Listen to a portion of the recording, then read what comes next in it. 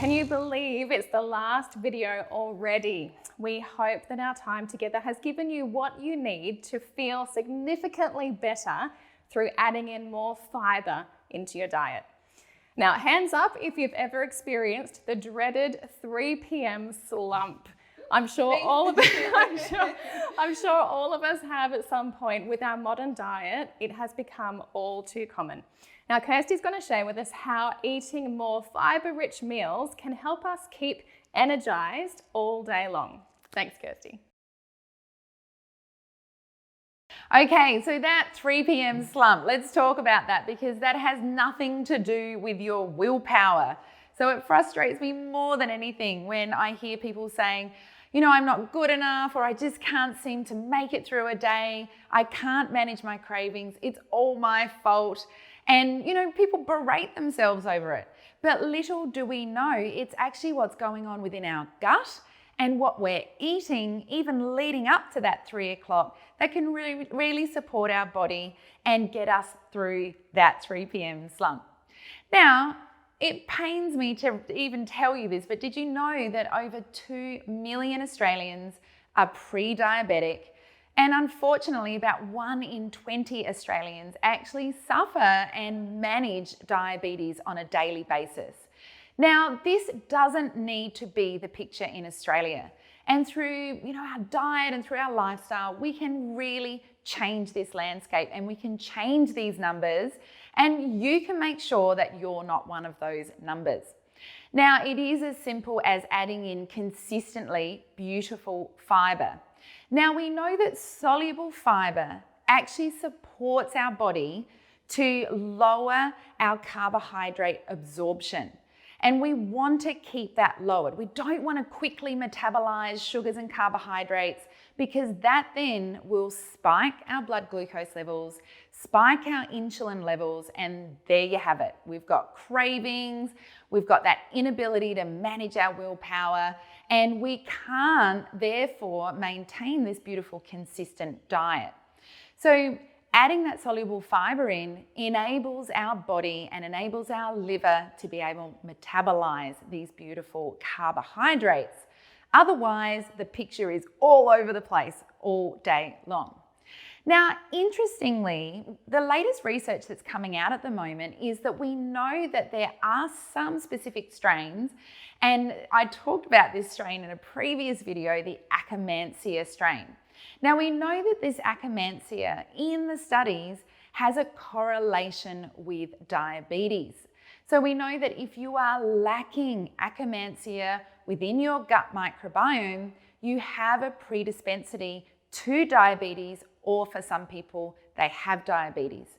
And vice versa. Those who have a robust amount of Akkermansia within their gut microbiome, they have a much lower risk of diabetes.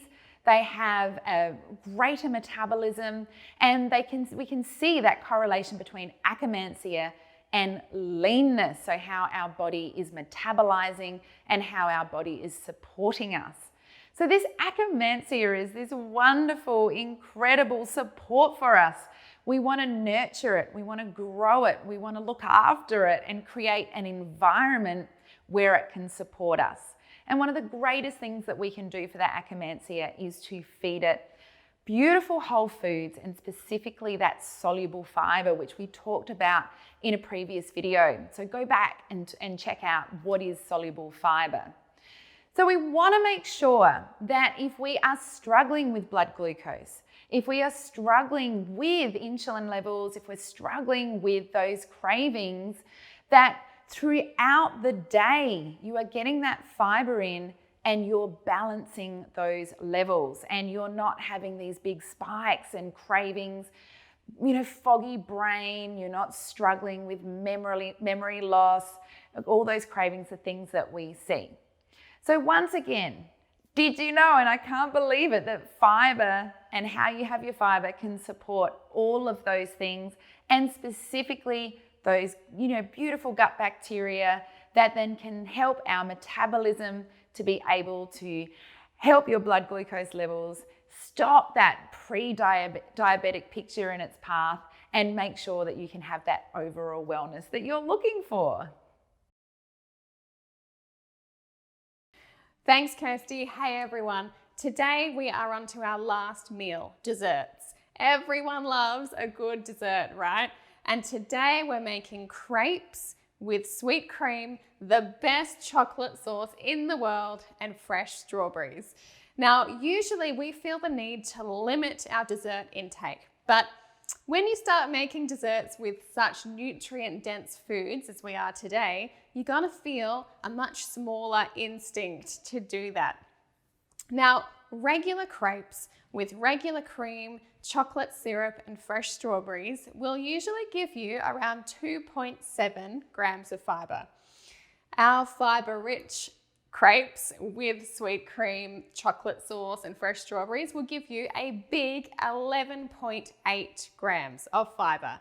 So let's have a look at what goes into the crepes. We're going to use 3 flours for our crepes today. Alternatively, you could use an organic spelt flour.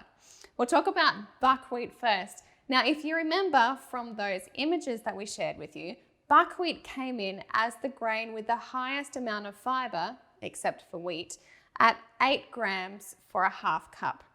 Now, that is one of the great reasons why we should experiment with using more buckwheat in our life.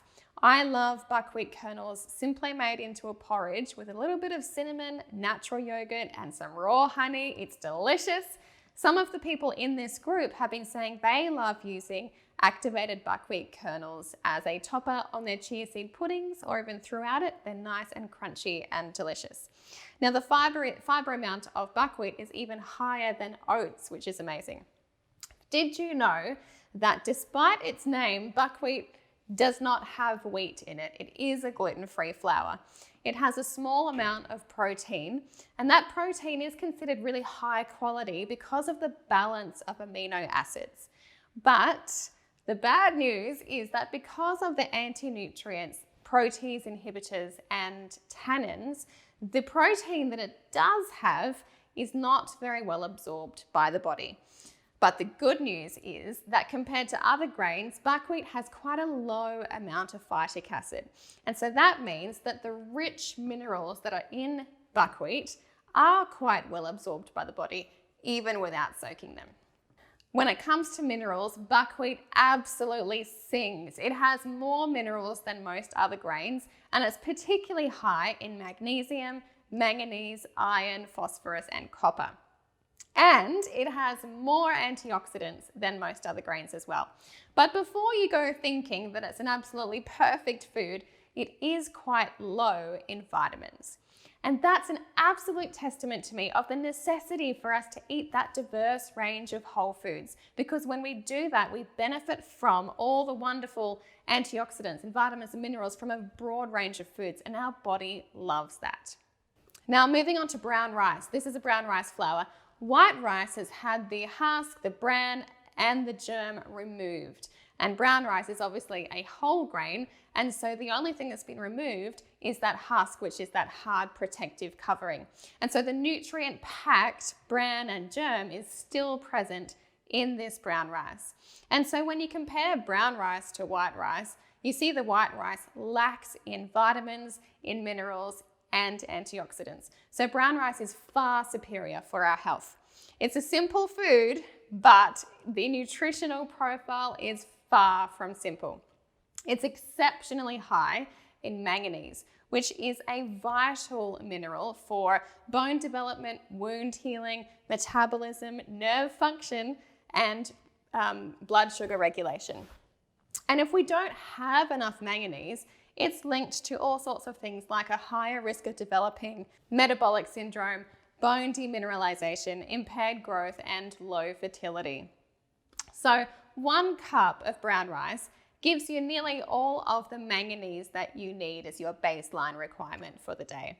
And so aside from being a great source of vitamins and minerals, brown rice also serves as a great source of plant compounds, a particular class of antioxidants called phenols and flavonoids, and they work to reduce our inflammation and our oxidative stress. And we know that oxidative stress is responsible for a large amount of our chronic disease and premature aging as well.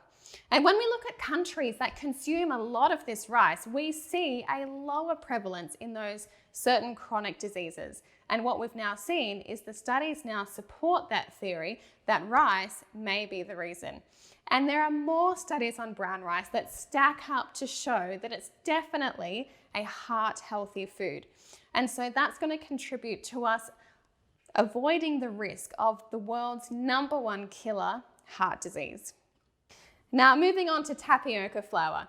I wish I could stand here and spout the benefits of tapioca flour for you, but really, there's not a lot to write home about. Tapioca flour is gluten-free and it's used in combination with other flours really well for gluten-free baking. It's a fabulous thickener for sauces and other dinners and is used as a binding agent.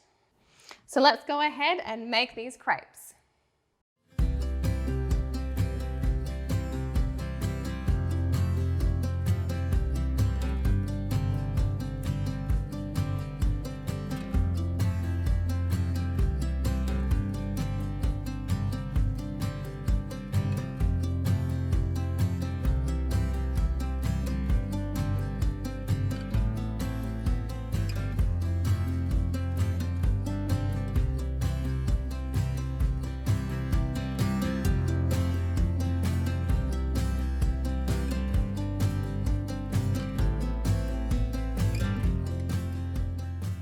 Let's talk sweet cream. Now, before I got into the habit of making cream from cashews, I used to think that it was just a little too much effort, particularly when you're already juggling components of whatever meal that it is you're making. But when you get into the habit of keeping soaked cashews in the freezer all the time, then it becomes a 2-minute job in the blender, done and dusted. Now, cashews are really high in nutrients, particularly good fats and protein. Did you know that cashews have around 70% the protein that meat does? It's very surprising. They're also a really good source of a mineral called copper, which is helpful for us to make our energy, build a healthy brain and a strong immune system. They're also a really good source of magnesium, manganese, and antioxidants. So I love to make my sweet and sour cream from cashews instead of getting my cream from a dairy source because the nutritional difference is super stark. And because I use cashews in my smoothies so often, as you saw in the last video, I tend to just always have them in the freezer so that cream is ready at a moment's notice. Now, the other ingredient of cashew cream is dates, and we've already covered the benefits of dates in the smoothie video. And so then you just have a little bit of vanilla and salt. So it's super easy. Let's go ahead and make it.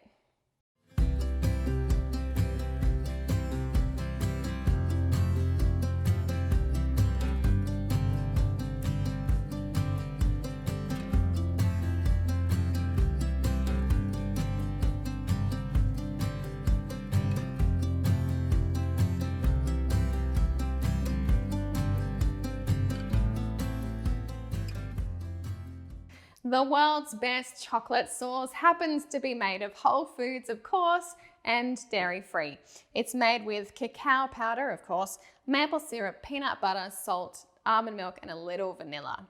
Now, we already know the benefits of cacao, so let's briefly talk these two. Maple syrup is one of my favorite sweeteners because the taste, and it's minimally processed. It's really just the sap of maple trees boiled down.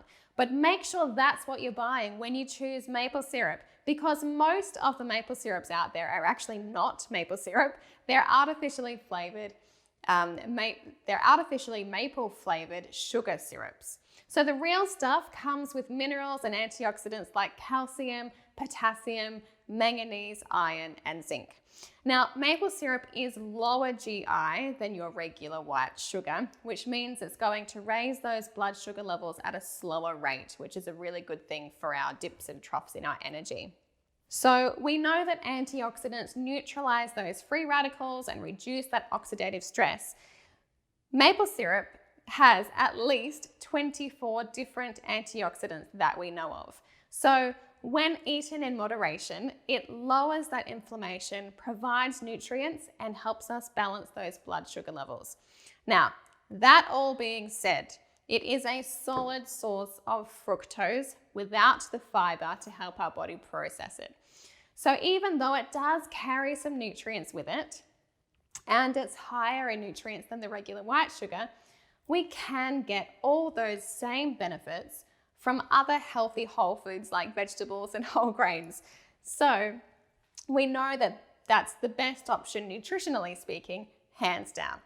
But yes, of course, maple syrup is one of the better sweetener options. But let's not fool ourselves into thinking that all it does is contribute to our health. So of course, we need to eat it in moderation. Now, if you want to reduce the maple syrup in this recipe even further, have a play with reducing it and complementing it with some stevia and or monk fruit.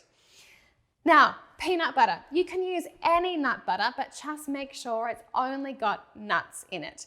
The regular peanut butter that you buy at, say, the supermarket is chock full of very damaging oils, empty white refined sugar, and salt that's devoid of those essential trace minerals. All right, let's go ahead and make this chocolate sauce.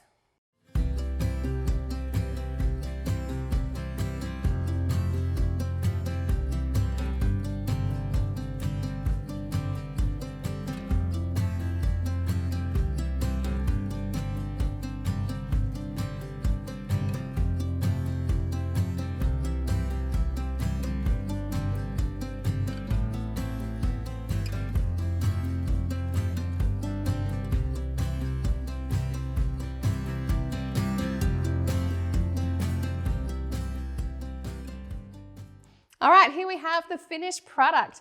We started with the base crepe. We then put the sweet cream on the top. We topped that with this sweet fiber blend. A tablespoon of that gives you more than 3 grams of fiber. Then we put the strawberries on, we rolled it up, and now we're gonna finish it with another fiber star, our chocolate sauce. Now, I hope that you have loved this challenge and you've gotten so much out of it. We have really enjoyed spending this time with you guys. Keep your eyes out for an email from us tomorrow with something special for you, and we'll see you then.